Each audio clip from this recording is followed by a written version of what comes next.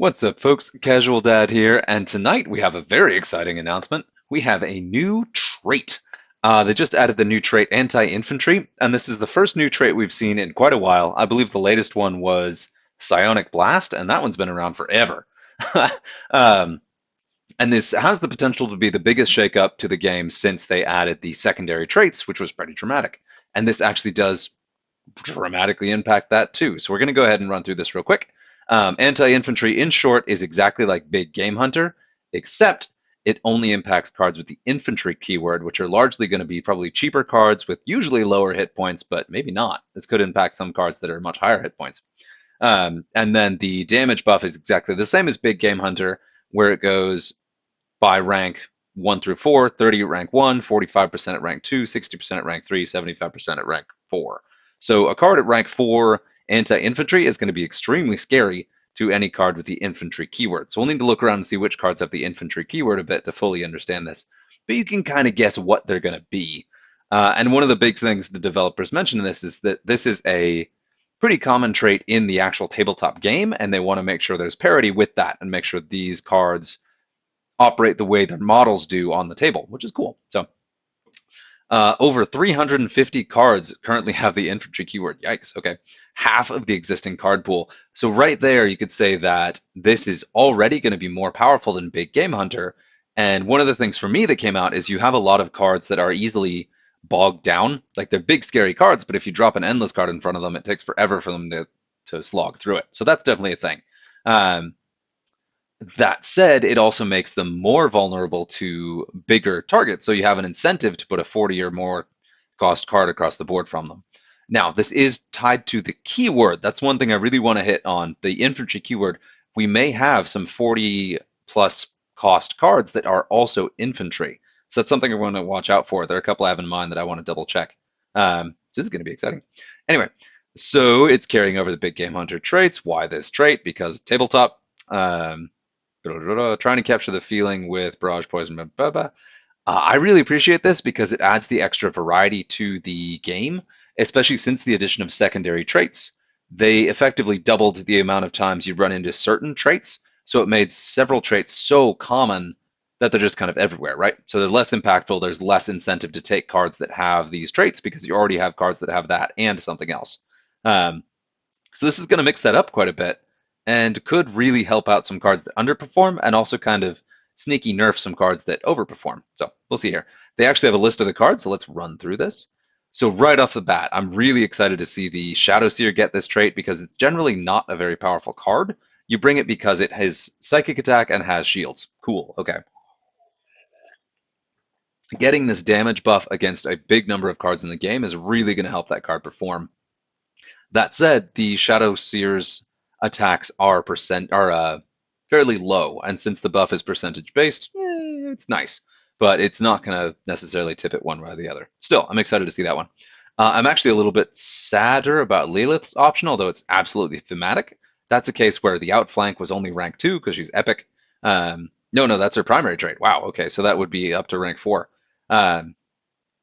Yeah, so she still has the Furious Charge, which is the one I was more excited about now that I got her at rank 9, so it's interesting, and I do, again, think it's very thematic. So it's pretty cool that she has that and that Furious Charge, which does give her more potential to finish off injured cards on the board so that she can pop back to hand safely. So more incentive to play her earlier in most matchups. I'm pretty sad about this one, because Furious Charge was a really signature part of the succubus here, and getting anti-infantry instead of Furious Charge, that feels like a buff, or excuse me, a nerf, but we'll see how it plays. Rakarth, I do really like that because regeneration doesn't really help him. A damage buff does, so having anti-infantry for him could really help him deal with decks that manage to out-attrition Rakarth, so I'm curious to see how that. It's still probably not going to factor in much because a lot of the time he's probably going to be up against a warlord that's probably not infantry, but yeah, we'll see. I do really love this one. To have a 4-point card get this, especially one that has a pretty decent attack stat. And I usually run the Zagor run Zagor the Akathist. The Rack. He's a Rack. Yeah, okay. Anyway, Rack Sergeant. I usually run Zagor in my, what's his name? Zephyrblade decks. So when he has that ranged buff on top of anti-infantry, that makes him actually a very scary card, and I enjoy seeing that. Likewise for these next two, these are cards are actually the next four.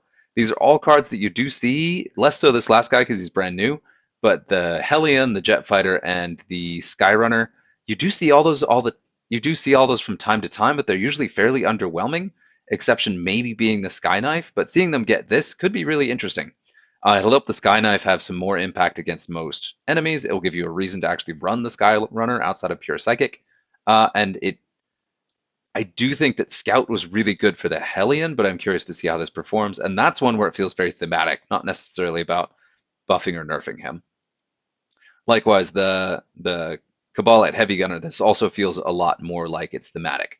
So this is a card they probably created. They were like, you know what, we'll do Precision Shot because no other traits really make sense, and they didn't want to do another Poison. So this, in this case, especially, that looks like the Splinter Cannon. That's totally thematic and matches what it does on the tabletop. So this is a cool set.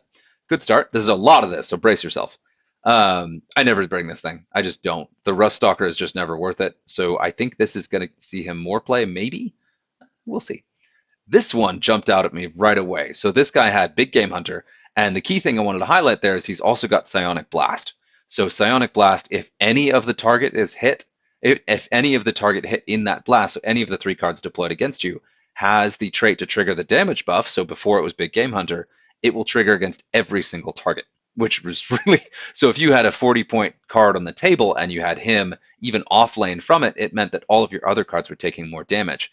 Now, this feels like a major buff because so many more cards are infantry than they are more than 40 points. I think that's a big buff to the Inquisitor, and that may or may not go along with the recent nerf to Greyfax, because one of the most common places where you see Inquisitor Kodiaz is in Greyfax decks, and he definitely took a hit when Greyfax took a hit, and this will help bump him a little bit up and kind of balance the two out. So I like that. That's cool. The Calidus Assassin also was kind of a strange thing that she had Big Game Hunter. Sort of makes sense, but I do think Anti-Infantry makes more sense for her. Sly Marbo, love that because he is stupid durable, but does basically no damage. These two both actually are cards that I really never run because I don't think very highly of them. But Anti-Infantry is going to be significantly better for Kyria Draxus than Big Game Hunter was because she never does that much damage and is relatively fragile for someone to go against a 40-point cost card, and also fairly expensive too. So both these two should benefit from that a lot, and they are thematic too, especially for Sly Marbo. It didn't make sense that he was a Big Game Hunter. This one feels a little bit funny. I would have thought the Cataphrone Breacher did make sense to be a Big Game Hunter, but is now Anti-Infantry. I don't know. Don't know what to say about that. We'll see how that performs in game. Same with Canis Igni. Okay, this one actually makes sense thinking about it. So it's a Hellhound, right? So it's a transport tank, but it has a bunch of flamethrowers on it. So in game, its role is to clear fragile infantry and act as a bit of a transport. So that getting anti-infantry makes sense. In terms of where it fits into most decks, I think this is going to see it included significantly less often. Unless anti-infantry is just amazing, which it could be, and then we'll see, because it still has really good stats just on its own, so we'll see how that goes. The Eversur makes sense to get the anti-infantry. It makes sense for most of the assassins to get that. That will be a secondary trait. So I do still gets Berserk, and Berserk in combination with anti-infantry is going to be really good. That is a secondary trait though, so it's going to unlock fairly late. Whereas I did want to go ahead and highlight that Draxus is, so Marbos is also a secondary trait, but Draxus is a primary trait. So that's cool. And then the Scout Walker, I just don't even play this thing. Mine is like level 2. But yeah, again, it makes more sense to have this have anti-infantry instead of Scout. I think that we'll see more play. I really like Scout as a trait, but it's always important to note that it's single use. So it plays once, it's done. And anti-infantry will be on the card as long as it's in play. So that's cool. Artemis, right off the bat, also thematic. I do think this does nerf him a bit, which maybe he needed. Who knows? Maybe we'll see a points cost decrease later. We'll see. But so thematic, losing Big Game Hunter on him, who's one who's particularly good at taking down beefier warlords. I'm curious to see if that impacts his play much. I don't see him played all that much anyway, but still, that was a bit of a surprise. This one makes sense. We are seeing a fair number of Furious Charge changed for anti-infantry. This guy's got a sword in each hand. Of course, he does extra damage to infantry. This feels like a major nerf.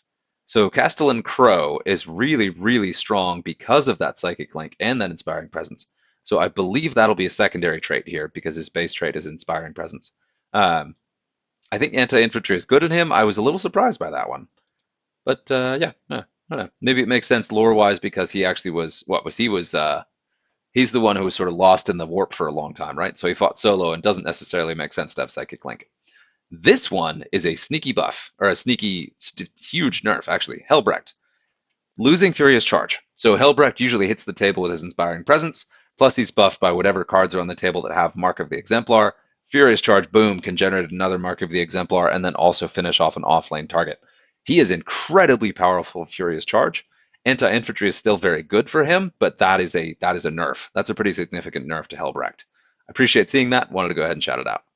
Likewise, this guy losing Berserk also is a bit of a nerf. I guess this makes sense. I don't know the model on the tabletop. Azrael getting anti-infantry, I like that because I didn't really like Outflank for him.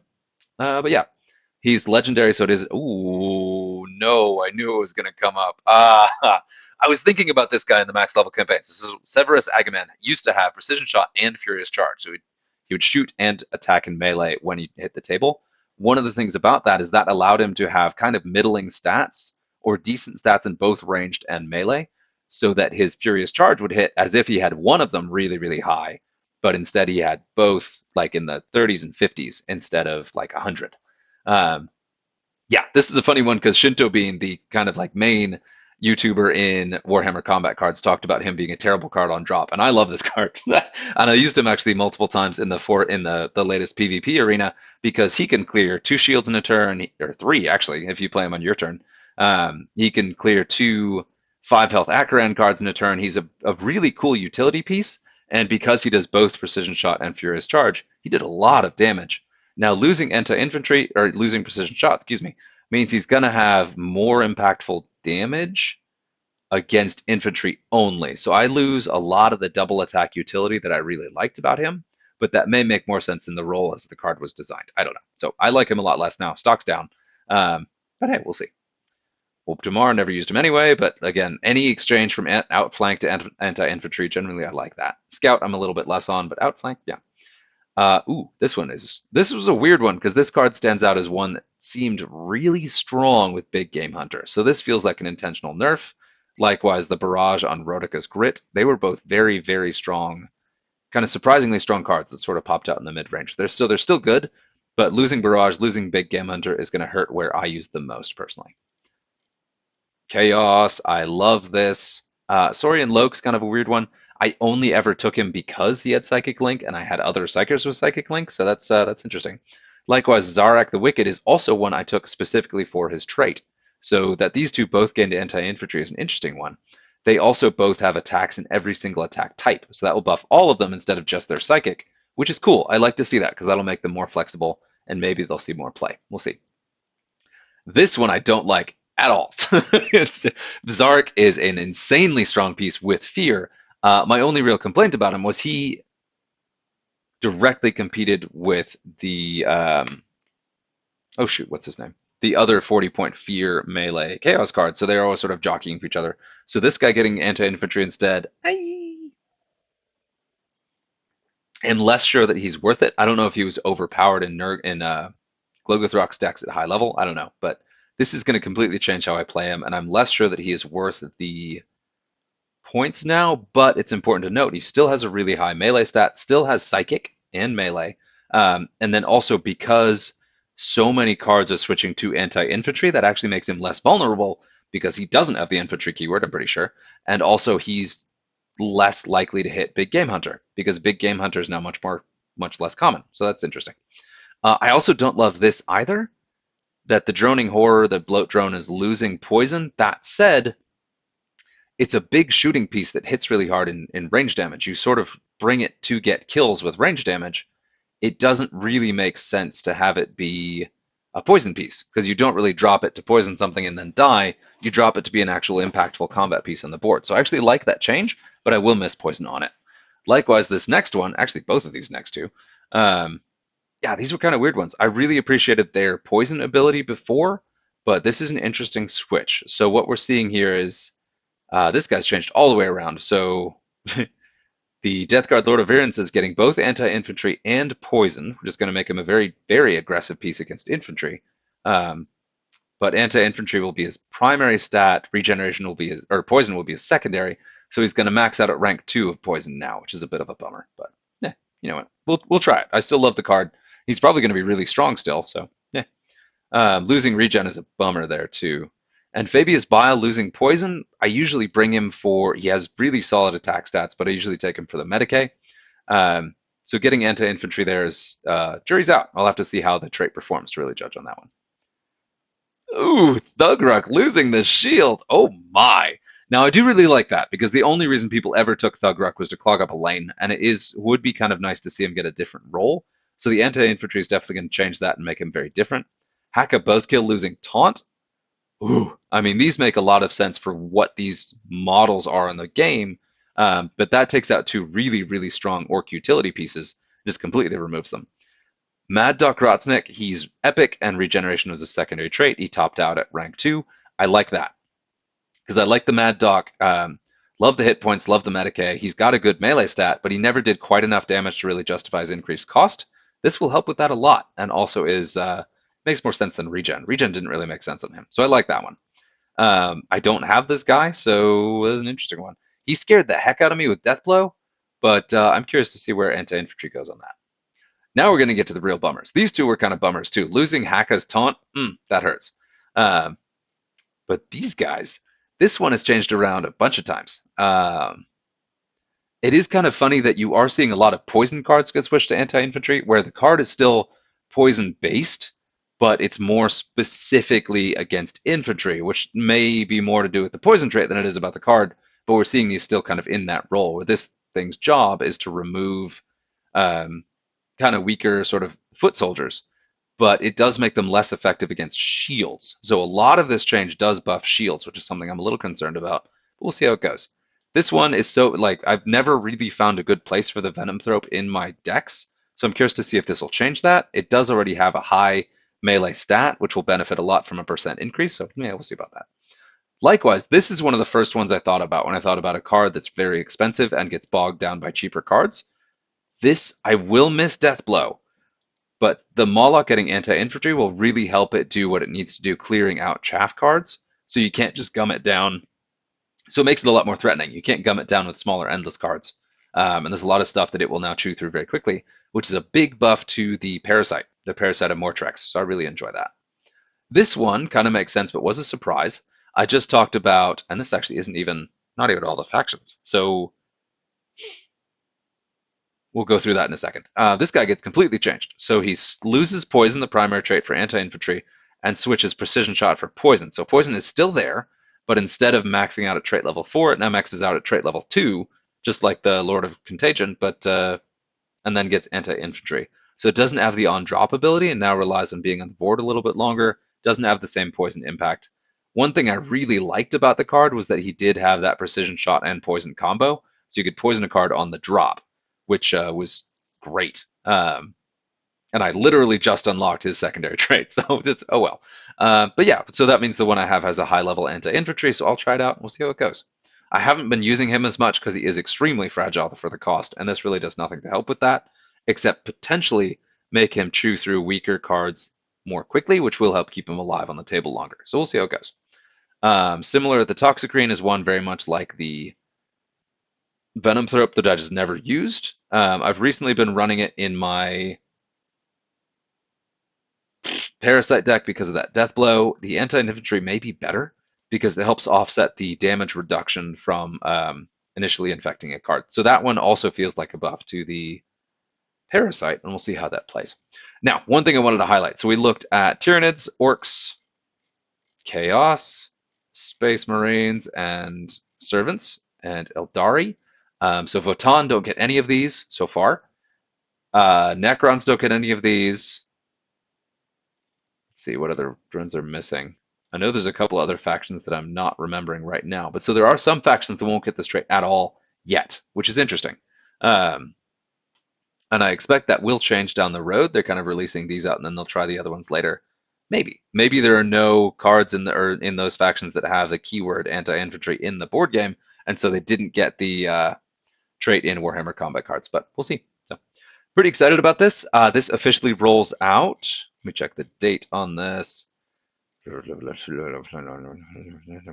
I should know this. So it's announced I believe it's actually coming out Christmas Day, which will be Monday, which is when the season resets. So when the new season comes out, this will be rolled out in just a couple days. So that's pretty cool. Let me know what you think. And yeah, looking forward to trying it out. Till next time.